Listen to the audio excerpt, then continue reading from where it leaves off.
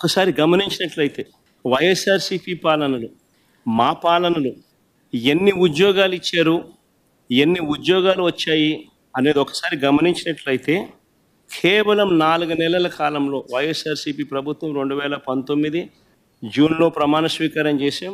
October కల్లా, గాంధీ జయంతి కల్లా ఏకంగా 1,30,000 ఉద్యోగాలు గ్రామ వార్డు సచివాలయాలలో మన పిల్లలు పనిచేస్తూ కనిపించేట్టుగా చేశాం.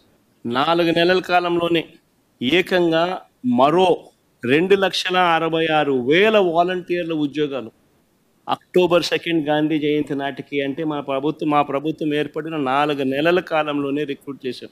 ఎవరు కాదనలేని సత్యాలు ఇవన్నీ. యాప్కాస్ ద్వారా మరో 1,00,000 ఉద్యోగాలు, యాప్కాస్ ద్వారా కరెక్ట్గా చెప్పాలంటే 96,000 ఉద్యోగాలు యాప్కాస్ ద్వారా కల్పించడం జరిగింది.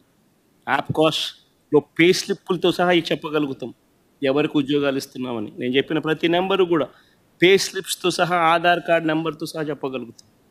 గ్రామ సచివాలయాల్లో పనిచేస్తా ఉన్న పిల్లలైతేనేమి 1,30,000 పైచిలుకు పిల్లలైతేనేమి, 2,66,000 వాలంటీర్లు అయితేనేమి, యాప్కాస్లో పనిచేస్తూ ఉన్న 96,000 మంది పిల్లలైతేనేమి, ఆర్టీసీ విలీనం ద్వారా 58,000 మంది ఆర్టీసీ ఎంప్లాయీస్కి రెగ్యులరైజ్ చేస్తూ వాళ్ళందరికీ తోడుగా ఉండే కార్యక్రమం అయితేనేమి, ఇవి కాక మిగిలిన కాంట్రాక్టు, మిగిలిన గవర్నమెంట్ ఉద్యోగాలన్నీ కూడా లెక్కేసుకుంటే అక్షరాల 5 సంవత్సరాల కాలంలో వైఎస్ఆర్సీపీ ప్రభుత్వ హయాంలో వివిధ సెక్టార్లలో గవర్నమెంట్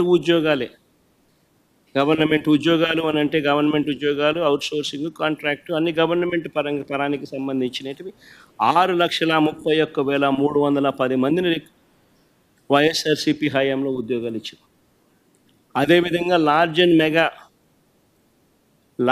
మెగా సెక్టార్లో వీళ్ళు ఇచ్చిన సోషో ఎకనామిక్ సర్వే రిపోర్ట్లు మొట్టమొదట బడ్జెట్ ప్రవేశపెట్టేటప్పుడు, ఇది మా సోషో ఎకనామిక్ సర్వే రిపోర్ట్ కాదు, వీళ్ళ గవర్నమెంట్ వచ్చిన తర్వాత వీళ్ళ మొట్టమొదటి బడ్జెట్తో పాటు 2023-24కు సంబంధించి వీళ్ళు ప్రవేశపెట్టిన సోషో ఎకనామిక్ సర్వే, మేము చేసినది కాదు ఈ సోషో ఎకనామిక్ సర్వే, వీళ్ళు ప్రవేశపెట్టిన సోషో ఎకనామిక్ సర్వే. వీళ్ళ ప్రకారమే లార్జ్ అండ్ మెగా ఇండస్ట్రీస్లో 1,02,000 ఉద్యోగాలు ఇవ్వడం జరిగింది. ఎంఎస్ఎంఈ సెక్టార్లో ఈ వైఎస్ఆర్సీపీ హయాంలో 2019 నుంచి 2024 మధ్యలో ఏకంగా 32,79,970 ఉద్యోగాలు ఇచ్చారు. 32,79,770 ఉద్యోగాలు ఎంఎస్ఎంఈ సెక్టార్లో ఆ 5 సంవత్సరాల్లో ఇవ్వడం జరిగింది.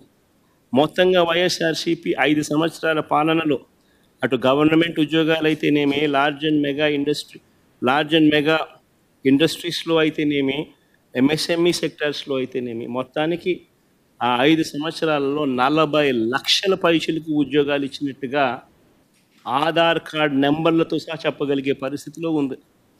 సోషో ఎకనామిక్ సర్వేలో నేను చూపించే సోషో ఎకనామిక్ సర్వే మా ప్రభుత్వంలో మేము చేసినది కాదు. చంద్రబాబు నాయుడు అధికారంలోకి వచ్చినాక తాను మొట్టమొదటి బడ్జెట్ ప్రవేశపెట్టేటప్పుడు తాను రిలీజ్ చేసిన సోషో ఎకనామిక్ సర్వే. ఉద్యోగాలు కల్పించే విషయంలో ఏ ప్రభుత్వం ఎంత చిత్తశుద్ధిగా పనిచేస్తూ ఉంది, ఏ ప్రభుత్వం ఎంత నిజాయితీగా పిల్లల పట్ల ఉంది అని చెప్పడానికి ఇదొక నిదర్శనం.